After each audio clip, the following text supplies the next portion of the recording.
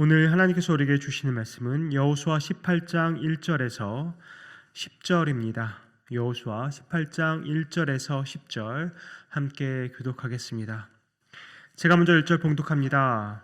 이스라엘 자손의 온 회중이 실로에 모여서 거기에 회막을 세웠으며 그 땅은 그들 앞에서 돌아와 정복되었더라.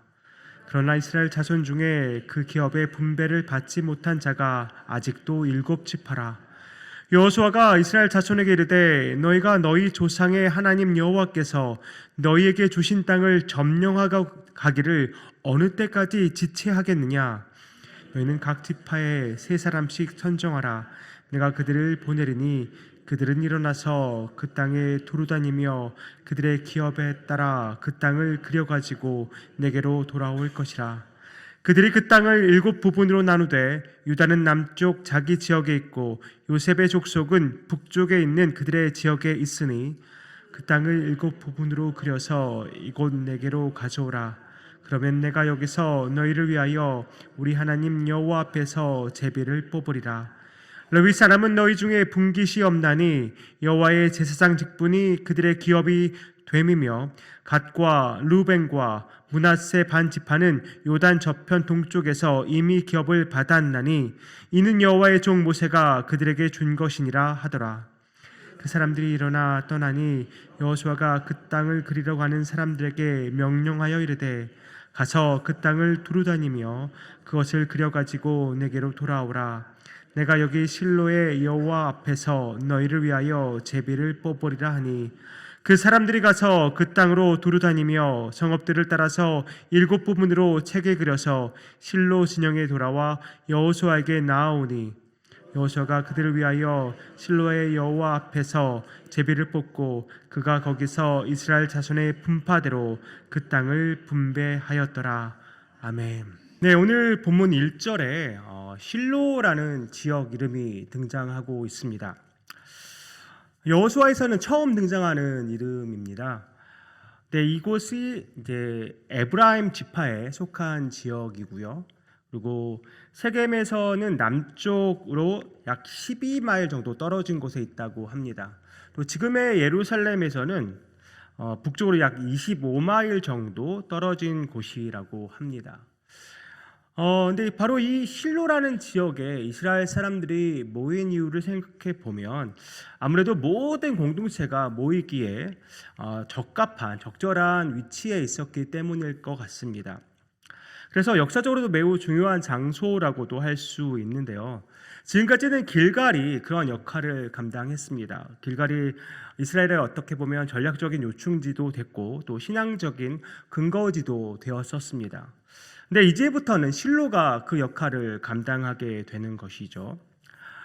근데 이 실로에 보니까 오늘 말씀을 보니까 실로에 무엇을 세웠다고 말합니까? 회막을 세웠다고 말하고 있습니다. 이 회막은 일종의 이동식 성전인 것인데요. 회막은 또 성막이라는 말로 다른 이름이 또 있습니다. 회막, 성막 다 같은 이름인데 영어로는 이 회막의 텐트 오브 미팅입니다. 텐트 오브 미팅. 만나는 그런 장막이라는 얘기죠. 하나님과의 만남이 이루어지는 곳이 바로 회막입니다. 이 회막에서 하나님과의 교제도 이루어지고 또 하나님의 계시도 나타나는 곳이 바로 회막입니다. 그런 회막이 실로에 세워졌기 때문에 이제 실로는 앞으로 성전이 세워지기 전까지 이스라엘의 매우 중요한 종교적인 중심지가 된 것입니다. 그런데 1절을 통해서 우리가 또 알 수 있는 사실이 또 있습니다. 그 땅, 다시 말해서 가나안 땅, 하나님이 약속하신 그 약속의 땅 가나안이 완전히 정복되었다는 사실입니다. 우리가 놓치지 말아야 될 것이 있죠. 오늘 표현을 보면 이스라엘이 그 땅을 정복했다라고 표현하지 않고 그 땅이 이스라엘에게 정복되었다고 표현되어 있습니다. 다른 힘에 의해서 그렇게 되었다는 것이죠. 누구에 의해서 그렇게 된 것입니까? 우리가 너무나도 잘 알지만 하나님께서 그 땅, 약속의 땅, 가나안 땅을 이스라엘을 위해서 정복하시고 이스라엘에게 굴복하게 하신 것입니다. 약속을 성실하게 지키시면서 역사를 주관하시는 분은 바로 오직 여호와 하나님 뿐이십니다. 그리고 오늘 본문을 쭉 살펴보다 보면 반복되어지는 구문을 발견할 수가 있습니다. 6절 끝부분에는 우리 하나님 여호와 앞에서 제비를 뽑으리라라고 말하고 8절 끝부분에서도 실로의 여호와 앞에서 너희를 위하여 제비를 뽑으리라, 또 10절에서도 실로의 여호와 앞에서 제비를 뽑고라는 표현이 계속해서 반복되어지고 있습니다. 1절에서 실로의 회막을 세웠다는 것을 시작으로 오늘 본문 전체적으로 하나님이 함께 하시고, 하나님이 이스라엘과 함께 하시고, 또 이스라엘의 모든 역사를 주관하신다는 것을 계속해서 반복적으로 강조하면서 나타내고 있습니다.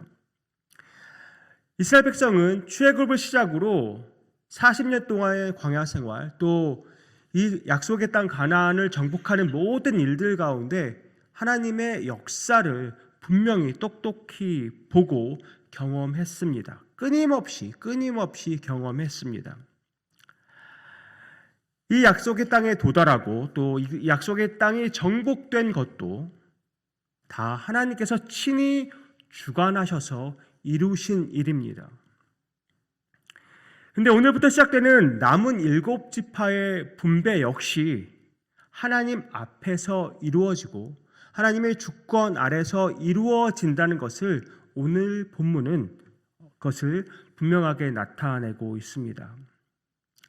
제가 금방 말씀드렸지만 땅이 정복되었는데도 불구하고 2절을 보니까 아직 7지파에게 분배가 이루어지지 않고 있는 것을 보게 됩니다. 지금까지 땅이 분배되지 않은 지파는 이런데요. 이미 또 분배된 지파가 어느 지파였냐면 요단강 동쪽에서는 루벤과 므낫세 반지파, 그리고 갓 지파에게 땅이 분배되었었습니다. 그리고 요단강 서쪽에서는 므낫세 반지파와 유다 지파, 그리고 에브라임 지파에게 땅이 분배되었습니다. 근데 아직 땅을 분깃으로 받지 못한 지파가 7지파가 있는데, 우리가 레위 지파에게는 분깃이 없다는 것을 알기 때문에 그 레위 지파를 제외하면 나머지 지파는 이것입니다. 베냐민, 시므온, 스불론, 이사갈, 아셀, 납달리, 단 지파, 이 7지파에게는 아직 땅이 분배되고 있지 않은 상황입니다. 그래서 오늘 보면 4절부터는 이 7지파에게 어떻게 땅이 분배되는지에 대한 내용이 나오게 되는데요. 저는 특별히 오늘 본문에서 3절 말씀을 중심으로 말씀을 나누려고 합니다. 3절에서 여호수아가 뭐라고 말합니까? 여호수아가 이스라엘 자손에게 이르되 너희가 너희 조상의 하나님 여호와께서 너희에게 주신 땅을 점령하고 가기를 어느 때까지 지체하느냐? 여호와께서 이미 너희에게 땅을 정복해 주셨는데 왜 아직 땅을 점령하러 가지 않냐고 지금 책망하고 있는 것입니다. 왜 지체하고 있느냐? 왜 이렇게 점령하러 가는 것을 미루고 있느냐고 여호수아는 이스라엘의 7지파를 지금 책망하고 있습니다. 그럼 정복과 점령의 차이가 무엇인가라고 또 생각해 볼 수도 있죠. 정복은 그야말로 여호수아가 이끄는 군대가 가나안의 주요 왕들과 연합군들을 격파한 것을 말합니다. 이제는 더 이상 이스라엘을 위협할 만한 대규모 그런 적군은 존재하지 않는다는 말입니다. 다시 말하면 하나님께서 이 약속의 땅 가나안을 이스라엘 자손에게 완전히 굴복시키셨다는 것입니다. 이 굴복된 상태, 정복된 상태가 바로 정복인 것이죠. 그럼 점령은 무엇을 말하는 것일까요? 큰 전쟁은 이미 끝났습니다. 큰 전쟁은 끝났지만 아무래도 각 지역마다 남아있는 그런 세력들이 있을 것입니다. 이제는 그 지역에 직접 들어가서 남아있는 그 잔존 세력들을 다 정리하고 또 경계도 확정 짓고 농사도 지으면서 실질적인 삶을 살아가는 것입니다. 내 땅을 만들어서 실질적으로 내 땅을 만들어서 그것을 정말 소유하고 그것을 일구어 나가는 그 일들을 하게 된다는 것이죠. 그것이 바로 점령입니다. 그런데 지금 7지파는 이 점령의 일을 차일피일 미루고 있습니다. 왜 이렇게 미루고 지체하고 있는 것일까요? 게으름 때문일 수도 있습니다. 귀찮은 것이죠. 또 두려움 때문일 수도 있습니다. 큰 전쟁을 끝났지만 아무래도 또 지역에 들어가면 부딪혀야 하고 싸워야 하기 때문에 그것이 부담이 되었을 수도 있습니다. 이유야 어찌 되었든 간에 이것은 이스라엘 백성의 나태함입니다. 하나님께서 이미 약속의 땅을 정복해 주셨는데 점령하려 하지 않고 미루고 있다. 이것은 말이 되지 않는 것입니다. 그런데 성도님들, 이 7지파의 문제, 이것이 그들만의 문제라고 생각하십니까?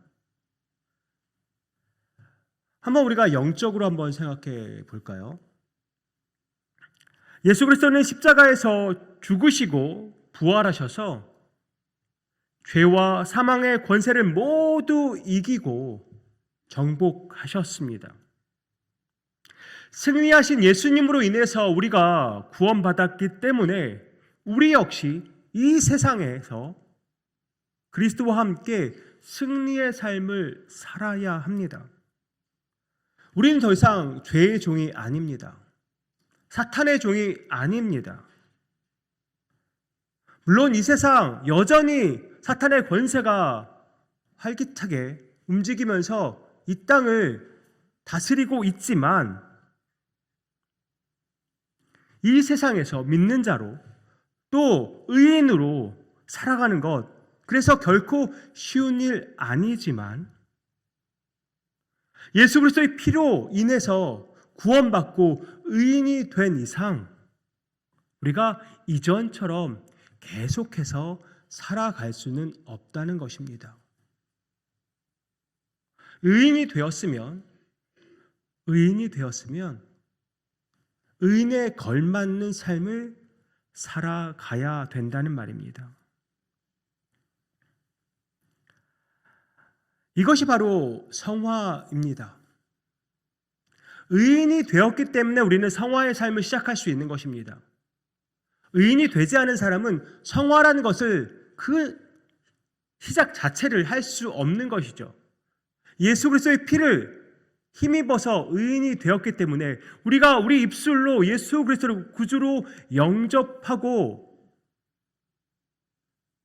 그리스도의 자녀가 되었기 때문에 의인이 되었기 때문에 이제는 성화의 삶을 시작할 수 있게 된 것입니다.